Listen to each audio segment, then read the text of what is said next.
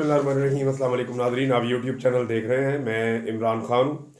नाज़रीन, जैसे ही लड़ाई ख़त्म हुई है या सीज़ फायर हुआ इंडिया के साथ, तो जो पाकिस्तान में एक सीज़ फायर था वो ख़त्म कर दिया गया है। पाकिस्तान तहरीक इंसाफ के लोगों की गिरफ्तारियाँ शुरू हो गई हैं, उनके घरों पर छापे मारने का आगाज़ हो गया है और सोशल मीडिया एक्टिविस्ट को दोबारा से गद्दार करार देने की कोशिशें शुरू हो गई हैं। ये एक सेल है नाजरीन, ये इसके ऊपर काम कर रहा है और एक नए बयानिए पे काम हो रहा है। मैं जो चीज़ आपको बता रहा हूँ इसका बाकायदा आगाज़ हो चुका है, लेकिन अभी ये छोटे पैमाने पे है। आने वाले दिनों में इसको बड़े पैमाने पर फैलाया जाएगा। काम ये किया जा रहा है कि कुछ अधूरे जुमले निकाल कर ये साबित करने की कोशिश की जाएगी कि कुछ जो आज़ाद सहाफ़ती आवाज़ें हैं या जो इख्तलाफी आवाज़ें हैं और जो आम पाकिस्तानियों की भी एक बहुत बड़ी तादाद है और तहरीक इंसाफ या इमरान खान से ताल्लुक़ रखने वाली शख्सियात या पीटीआई के सोशल मीडिया एक्टिविस्ट, ये सारे इन्होंने वतन से गद्दारी की है।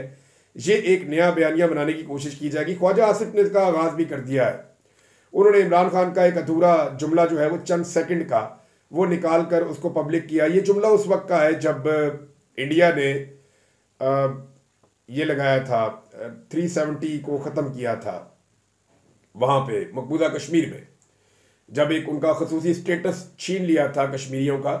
उस वक्त इमरान खान साहब ने बड़ी लंबी तकरीर की थी और उसमें इमरान खान साहब ने खुलकर बात की थी, लेकिन अपोजिशन के शोर के दौरान उन्होंने सिर्फ एक जुमला पूछा, तो मुझे बताओ कि अभी हमला कर दूं। तो इस एक जुमले को निकालकर ख्वाजा आसिफ ने एक प्रोपेगेंडे का आगाज़ किया कि जैसे ये लोग बुज़दिल हैं और ये लोग मुल्क के दुश्मन हैं, कौम के दुश्मन हैं और ये भारत का या राह का साथ दे रहे थे। इस हवाले से जो सेल बनाया गया है वो सियाको सबाक से हटाकर वीडियोस एडिट कर रहे हैं, धड़ाधड़ कर रहे हैं और बगावतों के, गद्दारियों के, मुल्क दुश्मनियों के नए फतवे तैयार किए जा रहे हैं, जो आने वाले दिनों में आप देखेंगे कि वो बांटे जाएंगे। तहरीक इंसाफ के लोगों के घरों में छापे पड़ना शुरू हो गए हैं। मतलब कि इंडिया के साथ आपका जैसे ही सीज फायर हुआ, आपने पाकिस्तानियों के साथ जंग शुरू कर दी। हैरत नहीं होती इस बात पे। 2 दिन पहले तक जिन लोगों की सपोर्ट चाहिए थी, 1 दिन पहले तक जो लोग आंखों का तारा बने हुए थे, जिन लोगों के खिलाफ तमाम बोलने वालों के आपने उनको रस्से बांध दिए थे और आपने कहा था कि इनके खिलाफ अभी कोई प्रोपेगेंडा नहीं करना क्योंकि ये वतन की लड़ाई लड़ रहे हैं, और साथ ही आपने उनके ऊपर हमला कर दिया है। ख्वाजा आसिफ साहब ने इसका आगाज़ किया। मरियम नवाज का मीडिया सेल भी एक्टिव है और एस्टेब्लिशमेंट का एक बड़ा पोर्शन है वो भी इसके ऊपर काम कर रहा है। आप आने वाले दिनों में देखेंगे कि कैसे गद्दारियों के सर्टिफिकेट्स बांटे जाएंगे। अब आपको मैं एक इसका दूसरा पहलू भी दिखाता हूं कि राणा सनाउल्लाह जो वफाकी काबीना का हिस्सा है, इमरान खान साहब के बदतरीन नाकदीन में से एक है। जावेद चौधरी साहब, ये भी इमरान खान साहब के नाकिद हैं, बहुत तनकीद करते हैं इमरान खान साहब पे और इनको एंटी इमरान खान एक आवाज़ के तौर पे देखा जाता है पाकिस्तान में। इन दोनों ने ख़ास तौर पे ये कहा है कि पाकिस्तान तहरीक इंसाफ का जो रोल था सोशल मीडिया पर वो नहायत मुस्बत था और बड़ा कारामद था। इंडियन प्रोपेगेंडे का इन्होंने मुंह तोड़ जवाब दिया है और पाकिस्तान तहरीक इंसाफ के सोशल मीडिया ने और आज़ाद सहाफ़ती आवाज़ों ने भरपूर जवाब दिया है और भारतीय प्रोपेगेंडे को तबाह किया है। तो इनके साथ जो एक खामोश सीज फायर पाकिस्तान में चल रहा था, यानी तहरीक इंसाफ वाले निकलते थे एहतजाज करने के लिए पाकिस्तान के झंडे लेकर, साथ वो पाकिस्तान तहरीक इंसाफ के झंडे लेकर भी निकलते थे। तो ये पहली मरतबा हुआ पिछले 2 साल में कि उन्हें गिरफ्तार नहीं किया गया। लेकिन जैसे ही इंडिया के साथ सीज फायर हुआ, और ये सीज फायर अभी लंबा नहीं है, ये 12 तारीख की दोपहर के बाद तक के लिए सीज फायर है। ये खुदा न खास्ता दोबारा सिचुएशन जो है वो एस्केलेट भी हो सकती है, लेकिन ये वैसी जंग नहीं थी जैसी फुल फ्लैज जंग होती है। इसको एक लड़ाई कहा जा सकता है 2 मुल्कों में जो बहुत बढ़ सकती थी, लेकिन ये लड़ाई बढ़ने से पहले ही कंट्रोल हो गई है और उसमें अमेरिका ने एक रोल प्ले किया। मोदी के साथ क्या हुआ वो मैं आपको आगे चल के बताता हूँ। लेकिन अब जो है वो जो झूठा प्रोपेगेंडा उसमें इमरान खान को मुल्क दुश्मन करार दिया जाएगा, पाकिस्तान तहरीक इंसाफ को फितना करार दिया जाएगा और इख्तलाफी आवाज़ों को डिजिटल दहशतगर्द करार देने का सिलसिला शुरू हो जाएगा। नरेंद्र मोदी का एक क्लिप भी वायरल हो गया नाज़रीन। वो क्लिप नरेंद्र मोदी का क्या है, ये नरेंद्र मोदी ने मनमोहन सिंह के दौर में कुछ बातें की थी, अब वो उनके सामने आ गई हैं।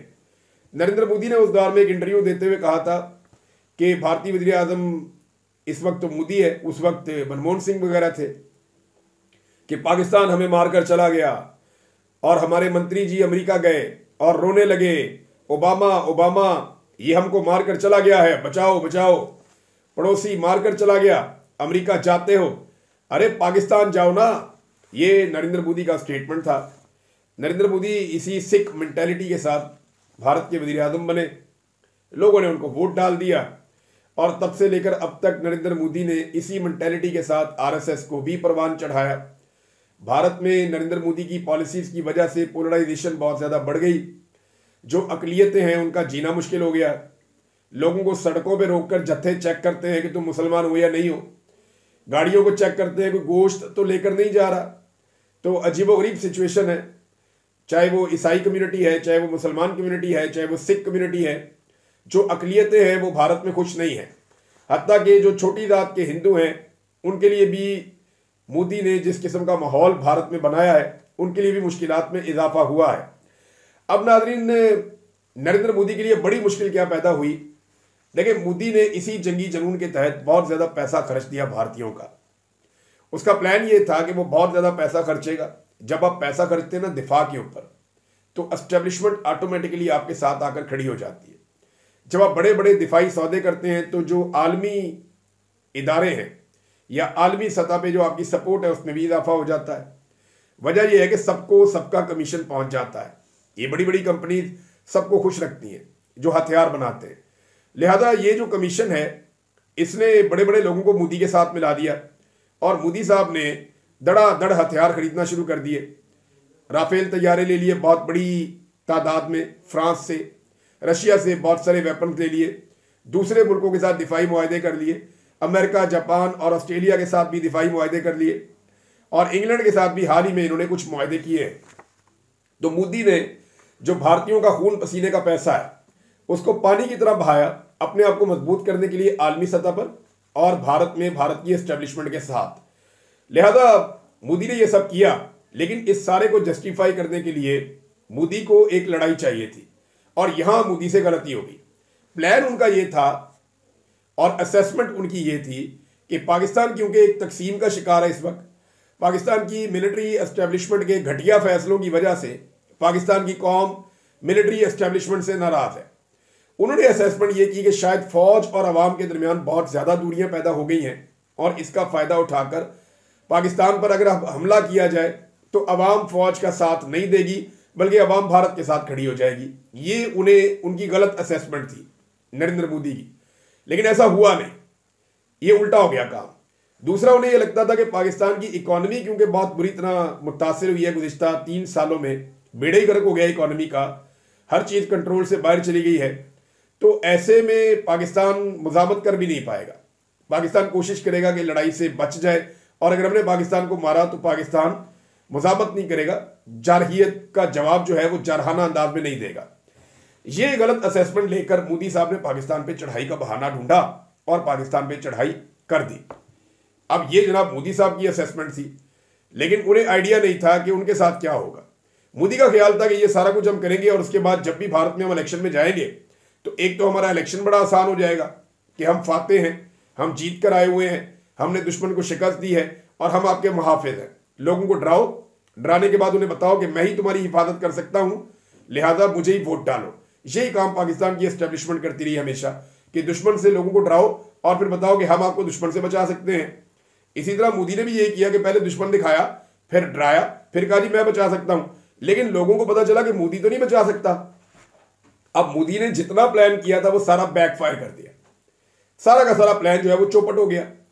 पाकिस्तान ने मजबूर होकर रिटेलिएट कर दिया। देखिए, पाकिस्तान इसमें जवाब देना नहीं चाहता था, ये मैं आपको क्लियरली बता देता हूं। पाकिस्तान 4 दिन तक रुका रहा।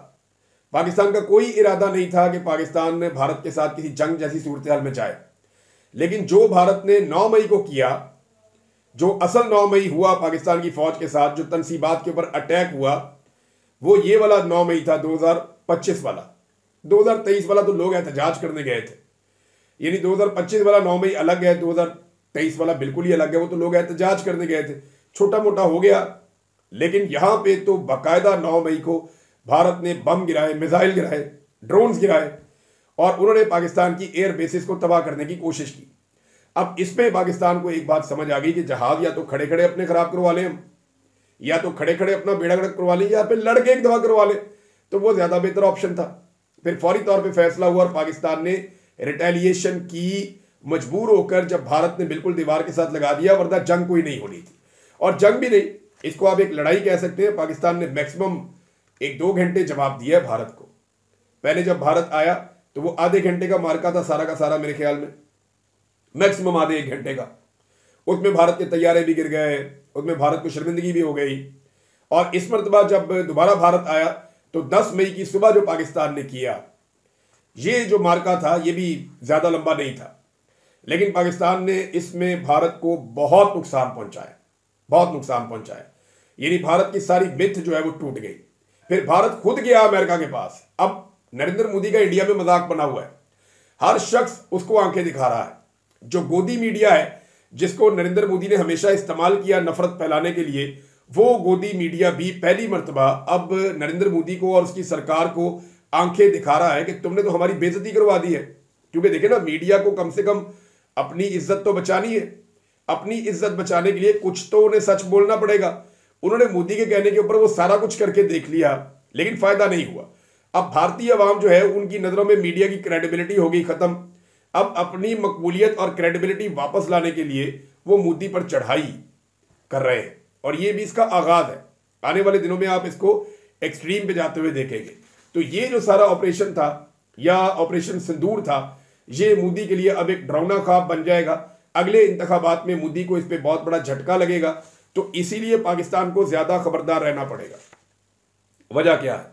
अब पाकिस्तान में ना गद्दारियों के, मैं ये सारी बात आपको इसलिए सुनाई कि पाकिस्तान में गद्दारियों के फतवे बांटना बंद कर दो, क्योंकि यही लोग दोबारा आपके काम आएंगे। ये जितने टाउट्स हैं, ये जितने बूट पॉलिश करने वाले हैं, ये जितने लोग इन्हें लाके इक्तदार में बिठाया गया है, इनकी चूं नहीं निकली पिछले 5-6 दिन। इनमें से कोई बंदा बोलने के लिए तैयार नहीं था। सारे अपने अपने बिलों में घुस गए थे, अपने अपने लीडर्स समेत। कोई बंदा दिखाई भी नहीं दे रहा था। और जो 2-4 बयानात इन्होंने दिए, वो उल्टे बयानात पाकिस्तान के खिलाफ इस्तेमाल हुए। ख्वाजा आसिफ के बयानात आप उठाए ना, नवाज शरीफ का बयान आप उठाए ना। उन बयानात को भारत आलमी सतह पे अपने हक में इस्तेमाल कर रहा है कि जनाब ये अपने मुंह से कहते हैं कि हम दहशतगर्द हैं, ये अपने मुंह से कहते हैं कि हम दहशतगर्दों को सपोर्ट करते हैं, हम उनका ख्याल रखते हैं, और हम ये काम 30 साल से करते चले आ रहे हैं। तो ख्वाजा आसिफ ने तो उल्टा नुकसान पहुंचाया पाकिस्तान को और पाकिस्तान के बयानिए को। लेकिन लड़ाई लड़ी किसने पाकिस्तान की? वो पाकिस्तानियों ने लड़ी, पाकिस्तान के सोशल मीडिया ने लड़ी, उन आजाद आवाजों ने लड़ी जिन्हें डिजिटल दहशतगर्द कहा जाता है। तो इनके साथ बिगाड़ मत पैदा कीजिए। वजह यह है कि मोदी को अगले इलेक्शन में जाने से पहले दोबारा आपके साथ एक मार्के में आना पड़ेगा। आपको इन्हीं लोगों की दोबारा जरूरत पड़ेगी, क्योंकि जो आपके अपने लोग हैं, या जो आपके पाले हुए हैं, या जो आपके पसंदीदा हैं, या जिन्हें लाकर आपने इक्तदार में बिठाया हुआ है अवामी फैसले की तौहीन करते हुए, वो सारे तो आपको छोड़कर भाग गए थे। वो सारे के सारे अपने बिलों में घुस गए थे। अब आप अंदाजा करें कि वो जो 9 मई है, वो 9 मई जिन लोगों ने किया, जो पुरअमन एहतजाज करने के लिए निकले थे, और उसके बाद पाकिस्तान तहरीक इंसाफ का मौक़िफ़ है कि फॉल्स फ्लैग तरीके से अंगेज किया गया, और हमने नहीं किया, कुछ नामालूम लोगों ने किया। हम पे डाल दिया गया 9 मई कि जनाब इन्होंने सरकारी इमारतों की तौहीन कर दी है। एक जिना हाउस, 1-2 और वाकयात, तो उन्होंने ये किया। दूसरी जानिब जो है, एक आपके ऊपर मिसाइल्स के साथ अटैक हुआ है। आपके 31 लोग पहले हल्ले में शहीद हुए हैं, आपके फौजी शहीद हुए हैं। अभी आपके स्क्वाड्रन लीडर उस्मान जो हैं वो शहीद हुए, उनके साथ दीगर लोग शहीद हुए हैं। बहुत सारे जख्मी हुए हैं। 100 से ज़्यादा लोग जो हैं वो अब तक की इत्तला के मुताबिक जख्मी हुए हैं इन हमलों में, या इससे ज़्यादा हैं वो। अब मुझे आप ये बताएं कि भारत जो इतना बड़ा दुश्मन है, इतनी बड़ी लड़ाई कर रहा है, उसको जनाब आपने फौरी तौर पे सीज फायर कर दिया उसके साथ। लेकिन पाकिस्तान तहरीक इंसाफ और इमरान खान, जिन्हें 2 साल से आप लगातार मार रहे हैं, कुचल रहे हैं, मुकदमात में घसीट रहे हैं, उनके घर तोड़ दिए, उनकी गाड़ियां तोड़ दी, उनके कारोबार तबाह कर दिए, उनकी औरतों की बेहुरमती की, उनकी फसलें जला दी, उनकी जायदादें छीन ली, उनके कारोबार, उनको ताले लगा दिए जाके, उनको बार बार गिरफ्तार किया, उन्हें सड़कों पे घसीटा, उनके बच्चों को और खवातीन को अगवा किया गया, तो उनके साथ अभी तक सीज फायर आपने नहीं किया। वैसे हद होती है ना, यानी वो लोग निहत्ते हैं, पुरअमन तरीके से कानून के मुताबिक और आइन के मुताबिक एहतजाज करते हैं, इसलिए उनके साथ कभी भी सीज फायर नहीं होगा। लेकिन जो मुसल्लह दुश्मन है, जिसके बाद बंदूक है उसके हाथ में भी, उसके साथ आपने सीज फायर कर लिया अमेरिका के कहने के ऊपर। फौरी तौर पे, और उसे तस्लीम भी कर दिया। ये टोटल कहानी है और इसके पीछे जो वजह मैं आपको बताता हूं। भारत जो है वो पाकिस्तान को नुकसान पहुंचाता है, और इमरान खान का नजरिया और पाकिस्तान तहरीके इंसाफ की जो सोच है इस वक्त तक, या एक आम पाकिस्तानी के अंदर आने वाला शऊर, या जो इख्तलाफी सहाफती आवाजें हैं, वो सब एस्टेब्लिशमेंट की अजारादारी को नुकसान पहुंचाते हैं। मामला यह है कि एस्टेब्लिशमेंट ऐसा लगता है कि पाकिस्तान का नुकसान तो बर्दाश्त कर सकती है, लेकिन अपनी अजारादारी का नुकसान बर्दाश्त नहीं कर सकती। इसलिए भारत के साथ सीज फायर किया गया है और पाकिस्तान तहरीके इंसाफ या इमरान खान के साथ सीज फायर नहीं किया गया। जाइए बोलिए ना मोदी को कि माफी मांग। मोदी से तो माफी नहीं मंगवाई आपने। मोदी से तो नहीं कहा कि जो 9 मई को तुमने किया, जो 8 मई को तुमने किया, जो 7 मई को तुमने किया, उसकी माफी मांगो। जब तक माफी नहीं मांगोगे तब तक सीज फायर नहीं होगा। वहां पे तो ये नहीं किया। देखिए, मैं सिर्फ ये मिसाल इसलिए आपको दे रहा हूं, मैं नहीं चाहता कि जंग हो, मैं नहीं चाहता कि खून बहे, लेकिन मैं ये चाहता हूं कि पाकिस्तान की कोई बेइज्जती ना करे। और मैं ये चाहता हूं कि जैसे आप दुश्मन को डील कर रहे हैं, कम से कम अपनों को उससे बेहतर तो डील करें आप। बस कर दें अब 9 मई, बस कर दें अब ये बयानिया के गद्दार है, कोई बागी है, ये चीजें बंद कर दें आप। क्या हो गया अगर अब वो आपको सिर्फ इतना ही कह रहे हैं ना हम लोग कि आप सियासत में किरदार बंद कर दें, तो फिर आप सियासत में अपना रोल बंद कर दें। देखिए, ये कौम आपको सर आंखों पे बिठाएगी, आपको इज्जत भी देगी। आप अपने काम से काम रखेंगे तो आपकी इज्जत में, आपकी तकरीम में इजाफा होगा। देखिए ना, कितनी प्यारी बात की थी अहमद फरहाद साहब ने कि जब तुम दुश्मन से जाकर लड़ते हो तो हमें कितने प्यारे लगते हो, लेकिन जब आप अपने लोगों को मारते हैं, जैसा कि अब दोबारा शुरू हो गया है, ये इंतहाई अफसोसनाक है, इंतहाई अफसोसनाक है। लेकिन नाज़रीन, इस सारी लड़ाई में पाकिस्तान पर भारत ने ज्यादा हमले किए हैं, पाकिस्तान ने महदूद हमले किए हैं। नंबर 2, भारत ने सिविलियंस को और पाकिस्तान ने भारत की फौजी तंसीबात को निशाना बनाया है। नंबर 3, पाकिस्तान में ज्यादा जाने गई हैं, जबकि भारत में दिफाई साजो सामान का और उनके इमेज का ज्यादा नुकसान हुआ है। और लास्ट में ये सबसे इंपॉर्टेंट बात है कि इस सारी लड़ाई का man of the match Pakistan air force रही है। ये फुल फ्लैज जंग नहीं थी, और मैं उम्मीद करता हूं कि अल्लाह करे कि फुल फ्लैज जंग हो भी ना। नाज़रीन, इमरान खान साहब के लिए लोग फिर निकल आए, बहुत बड़े पैमाने पर निकल आए। मोहम्मद में और शुमाली वज़ीरिस्तान में इमरान खान की रिहाई के लिए बहुत बड़े बड़े मुजाहरे हो रहे हैं, और कर्फ्यू के बावजूद शुमाली वज़ीरिस्तान में अवाम निकली और उन्होंने इमरान खान की आज़ादी के लिए आवाज़ उठाई है। नाज़रीन, स्क्वाड्रन लीडर उस्मान शहीद जो है, और वो और दीगर लोगों की जो है वो तदफीन की जा रही है, और वहाँ पे जो लोग हैं वो बड़े पुरजोश हैं। लोग जो हैं वो नारे लगा रहे हैं पाकिस्तान जिंदाबाद के। एक तरफ कौमी यकजहती पैदा होने की तरफ जा रहा है ये मुल्क, दूसरी तरफ एक मरतबा फिर कौमी यकजहती को तबाह करने के लिए नरेंद्र मोदी, दूसरी तरफ कौमी यकजहती को दोबारा तबाह करने के लिए नरेंद्र मोदी का दोस्त नवाज शरीफ, उनकी बेटी और पाकिस्तान की एस्टेब्लिशमेंट ने दोबारा से कमर कस ली है। और डोनाल्ड ट्रंप ने एक बहुत बड़ी ऑफर की है नाज़रीन पाकिस्तान को। ये भी बड़ी इंपॉर्टेंट खबर है। अगर ये हो जाए तो ये खित्ता हमेशा के लिए किसी किस्म की जंग से महफूज हो जाएगा। डोनाल्ड ट्रंप ने मसला कश्मीर हल करने की पेशकश कर दी है, और उसने कहा ये दोनों मुल्क के साथ में बैठ के बात कर सकता हूँ, ये जो भी मसला है इसको रिजॉल्व किया जा सकता है वंस फॉर ऑल। ये बड़ी अच्छी बात है अगर डोनाल्ड ट्रंप को दोनों ममालिक सालिस मान लें, क्योंकि इंडिया इसमें हमेशा भाग जाता है। पाकिस्तान और इंडिया जब भी बैठ के लॉजिकली बात करते हैं तो इंडिया के पास से लॉजिक नहीं है, क्योंकि वहाँ जो कश्मीरी चाहते हैं इंडिया वो नहीं चाहता, और किसी भी खित्ते का जब फैसला होता है तो वहाँ की आवाम के मुताबिक होता है। तो अगर डोनाल्ड ट्रंप इसका कोई बीच का रास्ता निकाल दे, या इस खित्ते में कोई एक नया आज़ाद मुल्क बन जाए, आज़ाद कश्मीर और मकबूजा कश्मीर को मिलाकर चाहे बन जाए, तो ये जो न्यूक्लियर फ्लैश पॉइंट है ये हमेशा के लिए सेटल हो जाएगा। सिर्फ 2 चीज़ें करनी होगी कि कश्मीर का एक ऐसा सोल्यूशन निकल आए जो भारत को और पाकिस्तान को दोनों को काबिल कबूल हो, और नंबर 2 कि पानियों का मसला हमेशा के लिए हल हो जाए कि जिसका पानी है वो उसको उसी तरह इस्तेमाल करेगा और एक दूसरे का पानी नहीं रोका जाएगा। ये अगर हो जाता है तो ये एक पाकिस्तान की और इस खित्ते की और दुनिया के अमन के लिए अमेरिका की भी एक बहुत बड़ी कामयाबी होगी। नाज़रीन, अब तक के लिए इतने, अपना ख्याल रखिएगा, अपने चैनल का भी। अल्लाह हाफिज़।